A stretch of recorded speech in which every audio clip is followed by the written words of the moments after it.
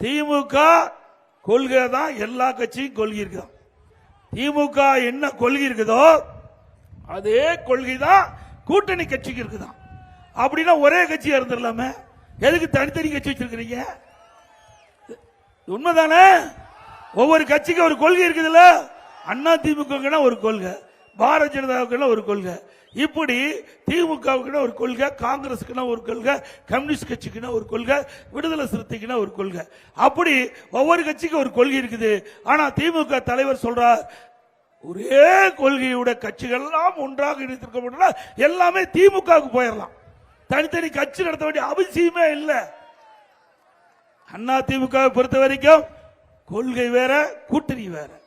கூட்டணி என்பது தேர்தல் நேரத்தில் அமைக்கப்படுவது, கொள்கை என்பது நிலையானது. அந்த கொள்கையின் அடிப்படையில் தான் அந்த கட்சி செயல்படும். அது அண்ணா திமுக நிலைப்பாடு. திமுக அப்படி அல்ல. இன்றைக்கு கூட்டணி கட்சிகளை ஏமாற்றி அதை விழுங்கிக் கொண்டிருக்கின்றார் திரு ஸ்டாலின். இது கூட்டணி கட்சிகள், நீங்க உசாரா இருந்தா உங்க கட்சியை காப்பாத்திக்கலாம், இல்லைன்னா திமுக 2026 சட்டமன்ற தேர்தலுக்குள்ள விலகிவிடும்.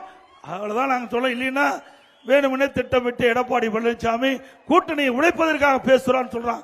நாங்களும் உங்களை கூட்டணி உடைக்க வேண்டிய அவசியம் இல்லை, நீங்களே உடைஞ்சு போயிருவீங்க. ஏன்னா இப்ப கம்யூனிஸ்ட் கட்சி அப்படித்தானே பேசுறாங்க.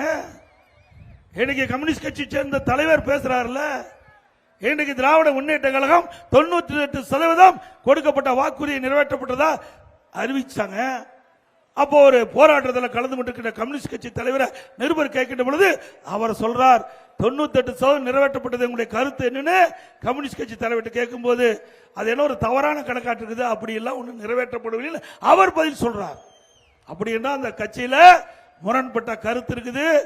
ஆக தேர்தல் வரைக்கும் அந்த கூட்டணி எல்லாம் தாங்குமா, தாக்கு பிடிக்குமா என்பதை என் பொறுத்திருந்து பார்ப்போம். பிளே ஸ்டோர் மற்றும் ஆப் ஸ்டோரில் இருந்து பாலிமர் செயலியை QR கோடு மூலம் பதிவிறக்கம் செய்யுங்கள். செய்திகளை உடனுக்குடன் பெறுங்கள்.